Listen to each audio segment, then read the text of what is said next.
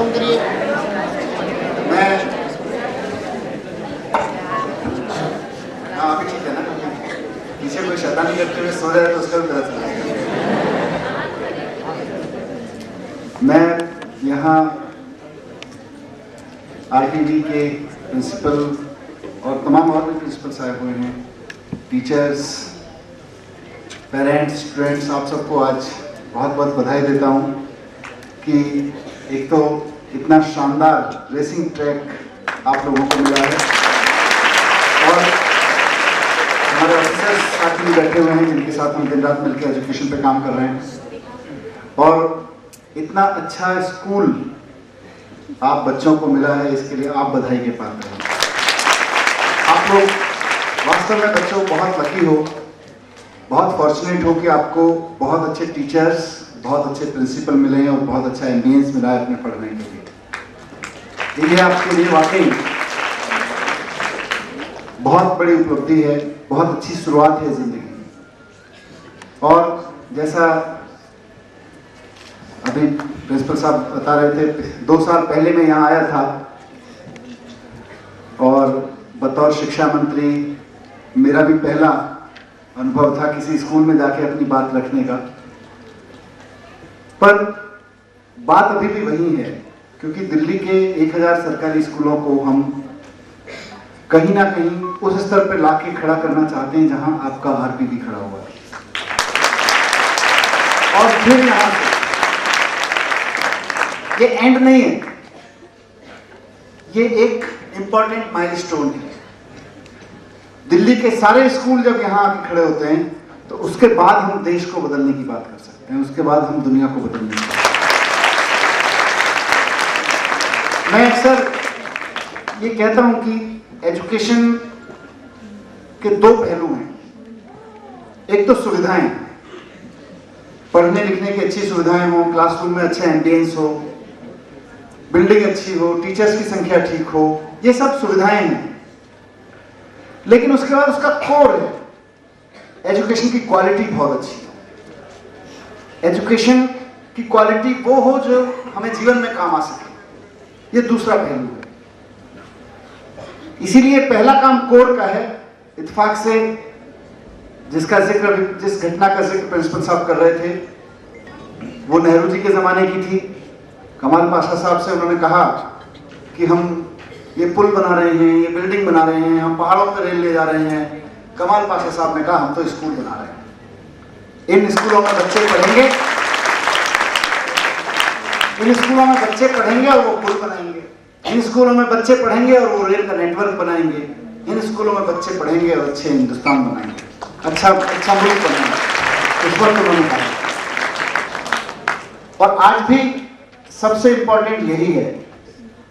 मैं जब पत्रकार था तो सोचा करता था कि क्यों हमारे देश में शिक्षा को प्राथमिकता नहीं दी जाती है। बातें सब करते हैं, एजुकेशन बहुत इंपॉर्टेंट है, education is the foundation of the city, country, society.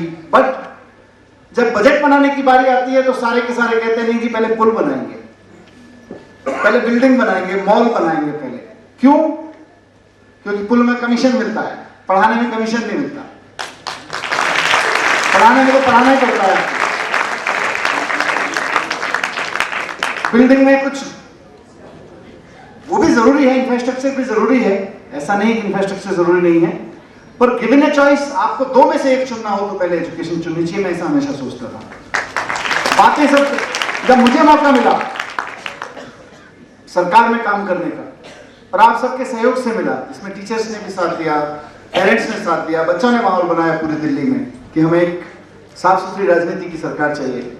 हम लोगों को मौका मिला तो हमने सबसे पहले यही काम किया कि एजुकेशन का बजट दोगुना कर दिया।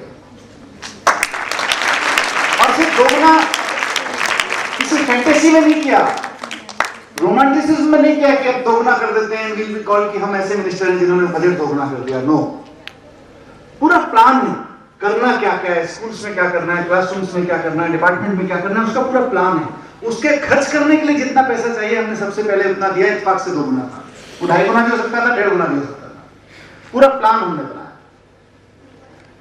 एक चीज, क्योंकि यहाँ इस स्कूल में सुविधाओं की कमी नहीं है, ऐसे सुविधाओं का कोई अंत नहीं होता है, लेकिन सामान्यतः स्कूल में जितनी सुविधाएं चाहिए वो लगभग हैं। क्लासरूम्स पर भी इतना प्रेशर नहीं है जितना हमारे और बहुत सारे स्कूल्स में है। तो यहाँ फैसिलिटीज के साथ साथ क्वालिटी की बात की जा सकती है, कोर की बात की जा सकती है। और वो कोर क्या है? उस कोर के कुछ सिद्धांत हैं एजुकेशन में बात करने के, और मैं आपके सामने, बच्चों के सामने, टीचर्स के सामने, पेरेंट्स के सामने वो चीज रखना चाहता हूं, क्योंकि जहां फैसिलिटी ठीक है वहां कोर पे बात करनी चाहिए। कोर ये है सर जो आप बात कर रहे थे कि हम ह्यूमन कैपिटल में इस्तेमाल कर रहे हैं। मुझे इस शब्द से थोड़ी सी प्रॉब्लम है। हम लोग कैपिटल नहीं, हमारी मिनिस्ट्री देश में जिसका नाम है ह्यूमन रिसोर्स डेवलपमेंट मिनिस्ट्री, मुझे उसके नाम पे भी प्रॉब्लम है। हम लोग ह्यूमन रिसोर्स नहीं। ये छोटे छोटे, आप सोचिए कि मैं अपने घर जाऊं शाम को और मेरी वाइफ या मेरा बेटा, इन छोटे छोटे बच्चों जितना है, वो कहे मुस्कुरा के मेरी तरफ, देखो हमारे घर का रिसोर्स आ गया। कैसा लगेगा? देखो हमारे घर, अब इन बच्चों के बारे में इनकी मम्मियां सोचने लगे, देखो हमारे घर का रिसोर्स आ गया, आ गया। कैसा लगेगा? नहीं, हम इंसान हैं, रिसोर्स नहीं। रिसोर्स संसाधन, माने हिंदी में संसाधन बोलते हैं। क्या है ये? माइक एक रिसोर्स है, मेरे जेब में रखा हुआ पेन एक रिसोर्स है, मैं उसको चाहूं जैसे यूज कर सकता हूं। इस माइक को मैं चाहूं जैसे यूज कर सकता हूं। इसको थोड़ी देर पहले गाने के लिए यूज किया जा रहा था, अनाउंसमेंट के लिए यूज किया जा रहा था, मैं आपको एजुकेशन में बात करने के लिए यूज करता हूं, कोई उठा के इसको गालियां देने के लिए यूज कर सकता है। रिसोर्स की चॉइस नहीं होती। यही अंतर है ह्यूमन और रिसोर्स में। Resource can never say no to anything, humans can always say no to anything. We can have choices, resource can have. इस माइक रिसोर्स में वो ताकत नहीं है कि खड़ा होकर कह सके कि नहीं आप गाली मत दीजिए, मुझसे अच्छी बात कीजिए तो मैं चलूंगा, नहीं तो नहीं चलूंगा। अच्छा गाना गाइए तो चलूंगा, नहीं तो नहीं चलूंगा। ह्यूमन में वो ताकत है। इसलिए हमें ह्यूमन रिसोर्स डेवलप नहीं करना है, ह्यूमन डेवलप करना है, इंसान डेवलप करना है। ये कोर है। ये कोर, जब फैसिलिटीज पूरी हो जाए तो कोर पे बात करनी चाहिए। और ये एजुकेशन का कोर है कि 12 साल की एजुकेशन के बाद स्कूल से निकलने वाला बच्चा, या अगर टोटलिटी में देखें 20 साल के एजुकेशन के बाद स्कूल से निकलने वाला बच्चा, आप में से कई को जिनको मैंने भी अवार्ड्स दिए, जिनको सम्मानित किया, आप लोग अलग अलग कॉलेजेस में भी पढ़ रहे हैं, अच्छे कॉलेजेस में पढ़ रहे हैं। टोटलिटी में 20 साल की एजुकेशन लगभग रहती है। उस 20 साल की एजुकेशन के बाद निकलने वाला बच्चा एक अच्छा इंजीनियर बने, एक अच्छा डॉक्टर बने, ये जरूरी है। अच्छा एडवोकेट बने, अच्छा मैनेजर बने, ये जरूरी है। लेकिन एक अच्छा इंसान बने, ये सबसे जरूरी है। और हमसे गलती यही हो रही है। एक बच्चा आता है, हम उसे रिसोर्स के रूप में लेते हैं, ह्यूमन कैपिटल के रूप में लेते हैं, और फिर गाना गाते हैं स्टेज पे, खो ना जाए ये तारे जमीन पर। नहीं, गाने में बोलते हैं तारे जमीन पर, और पढ़ाने में बोलते हैं ह्यूमन कैपिटल में इन्वेस्टमेंट करना है। मैं कैपिटल नहीं हूं, मुझे इंसान होना पसंद है, कैपिटल होना पसंद नहीं। मुझे रिसोर्स होना पसंद नहीं, मुझे इंसान होना। और यही ये तारे हमसे कह रहे हैं, और यही ये खो जा रहे हैं। अगर उस गाने की जो आपने प्रस्तुत किया यहाँ पे, उसकी मूल भावना को देखो। मैं सोच रहा था जमीन इतनी खूबसूरत, इस पे खो भी गया तो खूबसूरती में खो गया, क्या दिक्कत है? तो खूबसूरती में नहीं खो रहे, चिंता इस बात की नहीं है। चिंता इस बात की है कि यहाँ जो रिसोर्स बना के इसको जानबूझ के खो रहे की, वो ना भूल, रिसोर्सेज की जो भूल भुलैया है, उसमें क्या है? मार्केट आपको बायर समझता है, इंसान नहीं समझता। एक फैक्ट्री का मालिक आपको रिसोर्स समझता है, प्रोडक्ट समझता है। एक धर्म आपको अनुयायी समझता है, परिवार आपको अगली पीढ़ी का जनक, नेक्स्ट जनरेशन वाला समझता है। समाज आपको ये देखता है, अच्छा हिंदू इतने हो गए, मुसलमान इतने हो गए, सिख इतने हो गए, ईसाई हो गए, जाति इतनी हो गई, धर्म इतने हो गए।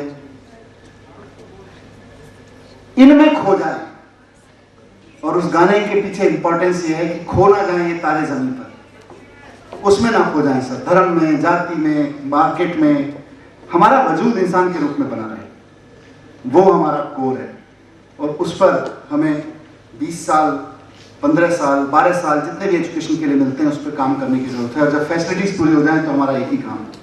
इसीलिए मैं कल कुछ पत्रकारों से बात कर रहा था, उन्होंने मुझसे पूछा कि एजुकेशन जो कवर करते हैं, उन्होंने मुझसे पूछा कि आप अगले साल का प्लान क्या है, क्योंकि इस साल हमने काफ़ी करने की कोशिश की है पेरीफेरी पर, सुविधाओं पर। पूरी दिल्ली में आपके यहाँ तो थोड़ी सुविधा है बेटा, 35 बच्चे पढ़ते हैं क्लास में लगभग। हमारे पास में ऐसे भी स्कूल्स हैं जहाँ, ऐसे भी क्लासरूम्स हैं जहाँ 150 बच्चे पढ़ते हैं। मैक्सिमम 174 बच्चे मेरे क्लास में पढ़ रहे हैं। आप सोचिए कहाँ खड़े हैं। सुविधाओं पे भी काम करने की जरूरत है, इसलिए पूरी दिल्ली में हमने 8000 क्लासरूम्स बनाने का काम शुरू कर दिया है। अलग अलग स्कूल्स में क्लासरूम की संख्या बढ़ रही है, 25 स्कूल नए माने आपके मतलब की चीजें नहीं है जनरली वो, लेकिन फिर भी आपको पता रहे कि कहाँ काम हो रहा है, ताकि 170 क्लासरूम वाले बच्चों में हो सकता है पहले साल में 100 बच्चे आ जाएं, फिर धीरे धीरे आगे उनको और बढ़ाएंगे तो 50 बच्चे आ जाएं, 35 बच्चे तक लाना है, 40 बच्चे तक लाना है। उस पर हमने काफी एक साल में काम किया है। ये 8000 क्लासरूम और 25 नए और स्कूल बन जाएंगे तो वो संख्या जो 170 की है वो नीचे आ जाएगी थोड़ी सी। फिर हम क्वालिटी पे काम करना चाहते हैं, कोर पे काम करना चाहते हैं। एजुकेशन का मकसद सिर्फ नौकरी दिलाने के लिए पैकेज तैयार करना नहीं, एजुकेशन का मकसद ये कि एक इंसान भी तैयार करना है। और आज हमारे समाज में जितनी कमी दिख रही है उन सारी कमियों से निकाल के, आज अभी आप प्रेजेंटेशन में बता रहे थे और भी आपकी मैगजीन्स में भी है, बच्चे भी बताते हैं साहब इसके 96% आ गए, इसके 94% आ गए। बहुत बढ़िया बात है, एक अचीवमेंट है। लेकिन इसके साथ साथ अचीवमेंट ये भी होना चाहिए किसी प्रेजेंटेशन में कि हमारे यहाँ से कितने 70 बच्चे हर साल निकलते हैं, 70 105 बच्चे पिछले साल जो निकले, उनमें से एक के अंदर भी हमने जात पात नहीं छोड़ा, धर्म का भेदभाव नहीं छोड़ा। ये हमारी जिम्मेदारी है। हमारे यहाँ से 105 जो बच्चे निकले, हम गारंटी लेते हैं कि वो जहां भी काम करेंगे पॉल्यूशन नहीं फैलाएंगे। हमारे यहाँ से जो 105 बच्चे निकले, हम गारंटी लेते हैं, हमने 12 साल उन पे काम किया है, 7 साल काम किया है। आपके यहाँ 7 साल काम होता है उस पर, कि हमने 7 साल काम किया है अपने बच्चों पर, इन बच्चों पर। ये 105 बच्चे जो यहाँ से निकले, हम गारंटी लेते हैं कि जहां भी काम करेंगे सेक्सुअल एब्यूज में शामिल नहीं होंगे, कोई गलत काम नहीं करेंगे, किसी सरकारी नौकरी में जाएंगे तो बेईमानी नहीं करेंगे। ये हम गारंटी लेते हैं। वो हमारी अचीवमेंट है। अचीवमेंट सिर्फ 96% नहीं है, क्योंकि आपके यहाँ का 96% ये अचीवमेंट है, पर सिर्फ ये नहीं है। आपके यहाँ का 96% जैसे ही हायर एजुकेशन में जाता है वहां उसको 97% मिल जाता है। उसके साथ में पढ़ने वाला, बाजू में बैठने वाला बच्चा 97% भी होता है, 100% वाला भी मिलता है उसको वहां पे। उसको फिर 96% छोटा लगने लगता है। तो हम 96% का भी कॉन्फिडेंस दें, लेकिन अच्छे होने का कॉन्फिडेंस भी दें, सही को जानने का कॉन्फिडेंस भी दें, जो सीखा है उसको इस्तेमाल करने का कॉन्फिडेंस भी दें। जैसे एक सिंपल सी चीज मैं आपको एक सामने रखता हूं, कॉन्फिडेंस क्या है। और मुझे चारों तरफ ये दिखता है कि हमारे स्कूल से निकलते हुए बच्चों में सबसे बड़ी कमी कॉन्फिडेंस की है। उनको पता है कि सही क्या है, पर फिर भी कॉन्फिडेंस नहीं है सही के प्रति। एक बहुत लेमन एग्जांपल मैं रखता हूं, 2 + 2 4, सबको पता है। अभी बाहर से आके एक छोटा सा बच्चा तुतलाती हुई भाषा में कहे नहीं 2 + 2 तो 3 होता है, क्या करेंगे हम? क्या करेंगे? मुस्कुरा देंगे, कहेंगे बच्चा है, सीख जाएगा। अभी कोई बहुत बड़ा आदमी आके बोले 2 + 2 5 होता है, बेटा आपको पता नहीं है, आपके टीचर्स ने आपको गलत सिखाया। और ऐसा आदमी जिसको हम पहले से ठीक मानते आए हैं, हमें लगेगा कहीं कुछ गड़बड़ तो नहीं पढ़ा दिया टीचर ने, जबकि 2 + 2 तो 4 होता है। ये छोटा सा एग्जांपल मैंने इसलिए दिया क्योंकि ये 2 + 2 का सवाल पे हमारा कॉन्फिडेंस कोई नहीं हिलाता है, लेकिन कहां कहां हमारा कॉन्फिडेंस हिलाता है? अचानक कहीं झगड़ा होता है और तब हमें याद दिलाया जाता है, अरे आप तो हिंदू हो, मुसलमान ऐसा करते हैं, अरे मुसलमान हो, हिंदू ऐसा कर रहे हैं। हम अपनी क्लास में साथ में पढ़ने वाले हिंदू या मुसलमान बच्चे को, जैन सिख ईसाई बच्चे को जानते हैं और हमको पता है कि ऐसे नहीं होते हैं। आपकी क्लासेस में पढ़ते हैं ना सब धर्मों के बच्चे, सब जातियों के बच्चे पढ़ते हैं आपस में एक दूसरे के साथ, उनकी तरफ उठा के देखो, खराब होते हैं क्या? हिंदू बच्चा उठा के देखे मुसलमान की तरफ, मुसलमान हिंदू की तरफ नजर उठा के देखे और देखे कि खराब होते हैं क्या? नहीं खराब होते। लेकिन अचानक किसी टीवी चैनल पे खबर चलती है, अचानक कोई नेता बड़ा आके हमें बताने लगता है, साहब देखो फलाने बहुत खराब है, उन्होंने बड़ा गलत ट्रेडिशन कर रखा है। हमको लगने लगता है अच्छा, हमने जो सीखा है वो सही है क्या? हमारा कॉन्फिडेंस हिल जाता है। मार्केट, मुझे मेरे पास में मोबाइल है, अच्छा मोबाइल है, मैं बात कर लेता हूं, फोन पे बात कर लेता हूं, सबसे बात हो जाती है, कोई दिक्कत नहीं है। अचानक मेरे साथ पढ़ने वाले एक बच्चे के हाथ में मेरे से महंगा और लेटेस्ट मोबाइल आ जाता है, उस दिन मेरा कॉन्फिडेंस हिल जाता है। क्यों हिलता है? क्योंकि हमारे कॉन्फिडेंस पे कभी काम नहीं हुआ, हमको मैथमेटिक्स सिखाने पे काम हुआ, हमें कबीर रटाने पे काम हुआ, रहीम रटाने पे काम हुआ, हमें एटम का स्ट्रक्चर समझाने पे काम हुआ, रट के पास होने पे काम हुआ, हमारे कॉन्फिडेंस पे कभी काम नहीं हुआ। तो जब फैसिलिटीज पूरी हो जाए तो हमें कॉन्फिडेंस पे काम करना चाहिए। और इसीलिए मैं जानबूझ के बोल रहा हूं, फैसिलिटीज पूरी हो जाए तो कॉन्फिडेंस पे काम करना चाहिए। फैसिलिटीज पूरी नहीं होगी तो कॉन्फिडेंस भी नहीं बन सकता। वो हमारे यहाँ कहते हैं ना, एक कहावत है, उतने पैर फैलाइए जितनी बड़ी चादर, क्या ऐसा क्या बोलते हैं? उतने पैर फैलाइए जितनी बड़ी चादर, है ना? तो 6 फीट का आदमी अगर हो और उसके पास 5 फीट की चादर हो तो जिंदगी में कॉन्फिडेंस आ सकता है क्या? रात को मच्छर खाते रहेंगे, नींद नहीं आएगी, ठंड लगेगी। तो 6 फीट के आदमी को कम से कम सोने के लिए 7 फीट की चादर तो चाहिए, ताकि थोड़ा सा पैरों के नीचे दबा ले, थोड़ा सा सर के नीचे दबा ले और चैन की नींद सोए, है कि नहीं? तो 6 फीट के आदमी को 6 फीट से थोड़ी सी ज्यादा चादर तो चाहिए। 6 फीट से ज्यादा उसके पास में चादर हो गई तो आराम से कॉन्फिडेंस से सोएगा। और अगर 12 फीट हो गई तो सारी रात नहीं सोएगा, बोलेगा पता नहीं कौन चुरा ले जाए, कोई काट के ना ले जाए। तो पहले फैसिलिटीज पे काम करना जरूरी है, साथ साथ कॉन्फिडेंस पे काम करना जरूरी है। दोनों पे काम कर लेंगे तो हम बेहतर इंसान और बेहतर इंजीनियर दोनों ले आएंगे। नहीं तो बेहतर इंजीनियर लेते आएंगे, बेहतर डॉक्टर लेते आएंगे, जब वो अच्छा डॉक्टर बनेगा तो किडनी चुरा के पैसा कमाएगा। और अगर बेहतर डॉक्टर और बेहतर इंसान दोनों को एक साथ निकाल के लाएंगे तो इलाज भी करेगा, जेब भी नहीं काटेगा और किडनी भी नहीं काटेगा। और इस पर हमें काम करना पड़ेगा। और ये हमारे देश की जरूरत है, किसी पड़ोस देश की जरूरत नहीं है। हमारे देश को ऐसे इंसान चाहिए, हमारे देश को ऐसे लोग चाहिए जो इस पे काम कर सके।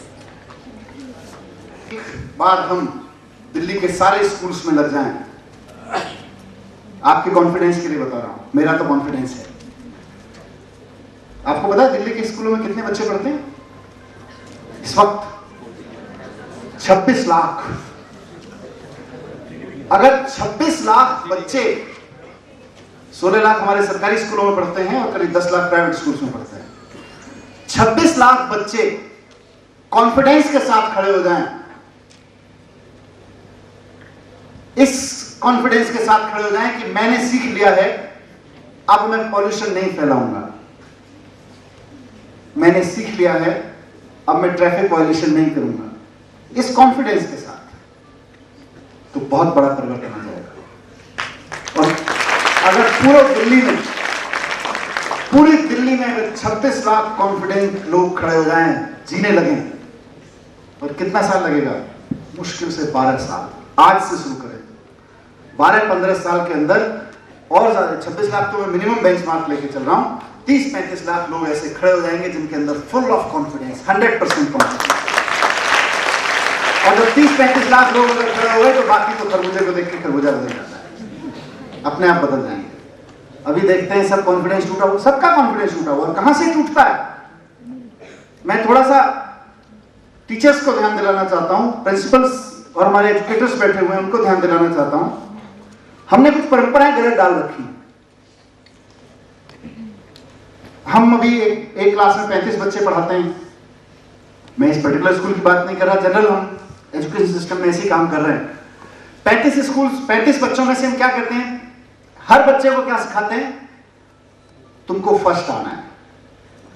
किससे फर्स्ट आना है? किससे फर्स्ट आना है? बाकी के 34 बच्चों से। और फिर हम कहते हैं सहपाठी। एक क्लासरूम है कि वॉर रूम है? हम क्लासरूम में बच्चों को पढ़ा रहे हैं कि वॉर रूम में पढ़ा रहे हैं? एक ही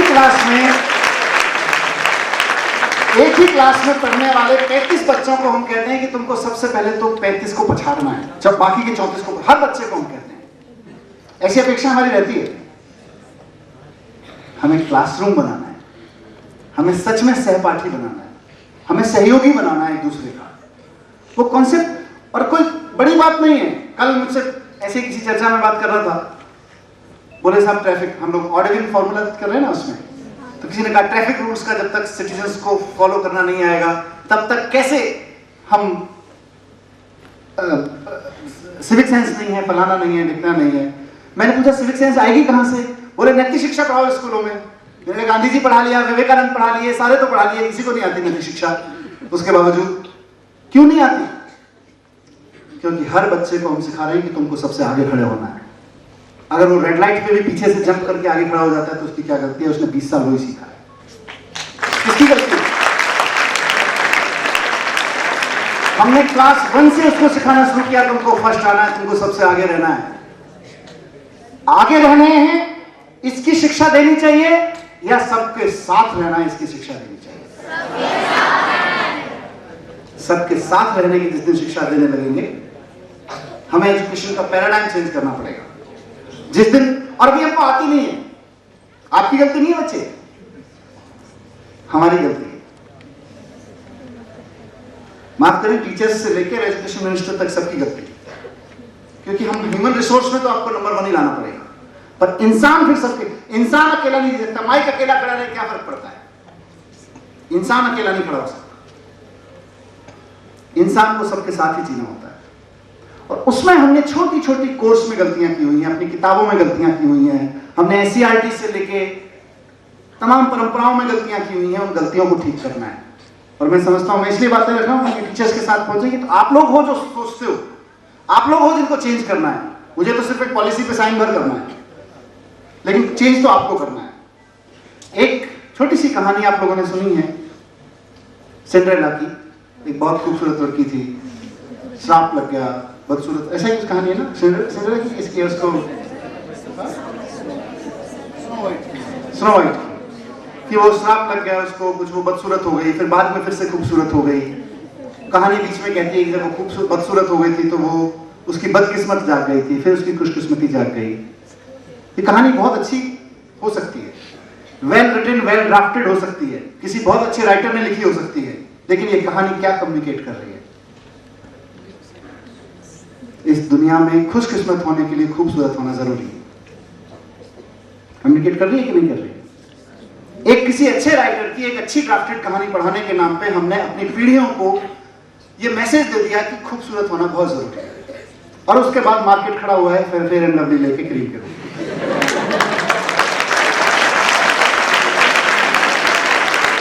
नहीं, हमको पता ही नहीं है हम अपनी एजुकेशन में क्या गलती कर गए। हम ध्यान ही नहीं कर रहे कि हम अपने क्लासरूम्स में क्या अपराध कर रहे हैं। हमने हीन भावना डाल दी अपने बच्चों के अंदर कि अगर आप खूबसूरत नहीं हैं तो आप खुशकिस्मत नहीं हैं। और जैसे ही वो कॉलेज में, कॉलेज के बाद जॉब में जाता है, उसके बाद में मार्केट में उपलब्ध है फेयर एंड लवली गोरेपन की क्रीम, और हीन भावना साथ में। बहुत कुछ ऐसा कर रहे हैं, बहुत कुछ। किताबों को बहुत कैटेगरिकली देखने की जरूरत है, वो मुझे नहीं, टीचर्स को, एजुकेटर्स को देखने की जरूरत है। आपको मैं ये नहीं कह रहा इन किताब कहानियों को फाड़ के फेंक, मेरा सिर्फ ये कहना है कि इन कहानियों को सही से पढ़ाना शुरू कर दो। इन कहानियों की लर्निंग वो ना हो जो हमारी पीढ़ियों में जा रही है, वो पढ़ाना शुरू कर दो। हम विलोम शब्द पढ़ाते हैं, अपोजिट वर्ड्स पढ़ाते हैं ना बेटा। लड़के का अपोजिट, स्त्री का अपोजिट, धरती का अपोजिट। ये जितने नाम लिए मैंने, ये सब एक दूसरे के अपोजिट है कि एक दूसरे के कॉम्प्लीमेंट्री है? भाई का अपोजिट, भाई और बहन एक दूसरे के परिवार में अपोजिट है कि कॉम्प्लीमेंट्री है? हमें तो अपोजिट सिखा दिया। अब जिंदगी भर के लिए दिमाग में घुस गया अपोजिट है, अब हम साथ मान ही नहीं सकते। इसलिए मैंने कहा कि टीचर्स को बहुत कैटेगरिकली पूरे के पूरे बुक्स को, पूरे के पूरे सिलेबस को, पूरे के पूरे कम्युनिकेशन को, हम क्या कम्युनिकेट कर रहे हैं इन बच्चों को, इनकी गलती नहीं है, हमारी भी गलती नहीं है, हमें भी ऐसे पढ़ाया गया। लेकिन आने वाली पीढ़ियों के अंदर चेंज लाना है, अगर उनकी सोच के अंदर चेंज लाना है, तो हमें सबसे पहले किताबों को नकारना पड़ेगा। उन किताबों में जो लिखा हुआ है, अपने बच्चों के अंदर हिम्मत पैदा करनी पड़ेगी कि उनको कहें कि इन किताबों में अधूरा लिखा हुआ है, गलत लिखा हुआ है, हम नहीं मानते इसको, हम नया सोचेंगे। ये आपका काम है, ये टीचर्स का काम है। टीचर्स का काम ये नहीं है कि वो बच्चों से वो फॉलो कराए जो किताबों में लिखा हुआ है। ये हमने बहुत बड़ी गलती की है एजुकेशन में। टीचर्स का काम है कि न्यूटन जो लिख गया उससे आगे सोचने के लिए मजबूर करे बच्चे को, या तो न्यूटन को गलत कर दे या न्यूटन की खोज में कुछ और जोड़ के दिखाए। टीचर का काम है।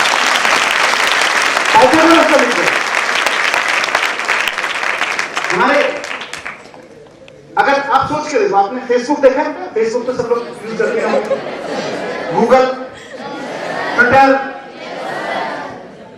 अगर सिर्फ किताबों से पास होने वाले बच्चे वो काम कर रहे होते तो आज दुनिया में गूगल का खोज नहीं होती। अगर सिर्फ किताबों में लिखे को सब कुछ मान लिया गया होता तो आज ट्विटर नहीं होता, फोन नहीं होता, कंप्यूटर नहीं होता। किन लोगों ने किया? ये उन लोगों ने किया जिन्होंने क्लास में विद्रोह किया, जिन्होंने क्लास में पढ़ाए गए को अधूरा माना या गलत को गलत कहा। और ये हमारी जिम्मेदारी है कि हम अपने बच्चों को कहें कि गलत को गलत कहना सीखो, चाहे वो किताबों में लिख के पढ़ाया क्यों नहीं जा रहा हो। वो टीचर्स को हिम्मत डालनी पड़ेगी अपने बच्चों में। वो बच्चा जब नौकरी करने जाएगा और वहां उसको पता चलेगा 10 लाख का पैकेज मिल रहा है, तो वो मालिक की आंखों, कंपनी के मालिक की आंखों में आंख डाल के कहेगा, सर हमें ठीक है आपकी 10 लाख की नौकरी मंजूर है, लेकिन ये बताइए पिछले महीने आपके यहाँ पे एक रिपोर्ट आई थी, आपके यहाँ एक लड़की के साथ बलात्कार हुआ था, छेड़छाड़ हुई थी, मैं आपके यहाँ नौकरी नहीं करूंगा। ये हिम्मत का बल। नहीं तो टीचर के ज्ञान के सामने, परिवार के आदेश के सामने सब नतमस्तक है, फिर वो पैकेज के सामने भी नतमस्तक है। ये बड़ी घटना हो गई, छोटी घटना कह सकते हैं। 10 लाख 15 लाख के पैकेज पे जाके एक इंजीनियर जाके नौकरी करता है और कभी अपने बॉसेस से नहीं पूछता कि साहब ये जो आप 10-15 लाख ला रहे हो या इतना बड़ा एम्पायर आपने खड़ा कर रखा है, इसमें से पॉल्यूशन को कितना नुकसान पहुंचा रहे हो आप अपने बिजनेस से। दोनों ही की श्रेणी में, किसी के अंदर हिम्मत नहीं। हिम्मत लानी पड़ेगी बच्चों में, उसकी जरूरत है, उसके लिए क्लासरूम्स हैं, उसके लिए 15-20 साल की एजुकेशन है। उससे कम में जो भी मिल रहा है वो तोता रटंत है, उस पर काम नहीं चलेगा। तो इसलिए मैं आपको बधाई देते हुए आज एनुअल डे पर और इस मौके पर कि आपने स्पोर्ट्स की दिशा में बहुत बड़ा कदम, बहुत तेज कदमों के लिए उठाया सिंथेटिक ट्रैक के रूप में। उसके साथ साथ उम्मीद है कि अगले आने वाले वर्षों में जब हम एनुअल डे सेलिब्रेट करेंगे तो इन अचीवमेंट्स पे भी चर्चा करेंगे, इन अचीवमेंट्स को भी मंच पर प्रस्तुत करेंगे। आप ही के पेंटिंग में, मैं अभी आ रहा था तो किसी बच्चे ने लिखा हुआ है, क्या था वो, किसी बच्चे ने पेंटिंग बनाई है, नींद, बिस्तर पे नींद आने वाली, पैसा बिस्तर दे सकता है नींद नहीं, कि पैकेज की सच्चाई है। किसने बनाई है? यहाँ है क्या? किसी बच्चे ने बनाई है। बहुत रिमार्केबल पेंटिंग है। नींद आना भी जरूरी है, पैसे से बिस्तर आ सकता है, नींद नहीं आ सकती। हमें इतने दिन हो गए कबीर पढ़ाते पढ़ाते, हम कबीर क्यों नहीं समझ पाए, हम कबीर को जिंदगी में नहीं उतार पाए, सिर्फ बच्चे मार्क्स लेके पास हो जाते हैं।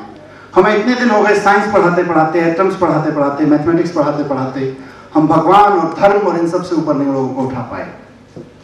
फिर हमारी शिक्षा यहाँ फेल हो रही है।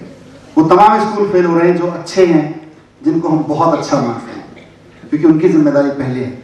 जहाँ फैसिलिटीज कम है वो बाद में उनकी जिम्मेदारी है, लेकिन जिनके पास फैसिलिटीज अच्छी हैं उनकी जिम्मेदारी है कि वो अपने बच्चों को धर्म, जाति, इन सब की झगड़ों से ऊपर उठाएं, अपराधों से ऊपर उठाएं, लालच से ऊपर उठाएं। और वो उठाए जा सकते हैं, सब मिलकर काम करें। किसी एक बच्चे को नहीं उठा सकते, लेकिन आपके पास 500 बच्चे एक माहौल में पढ़ रहे हैं, 50 टीचर एक माहौल में काम कर रहे हैं, संभव है।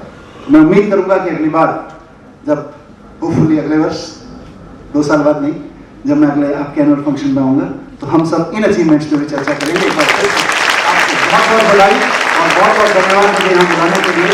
शुक्रिया।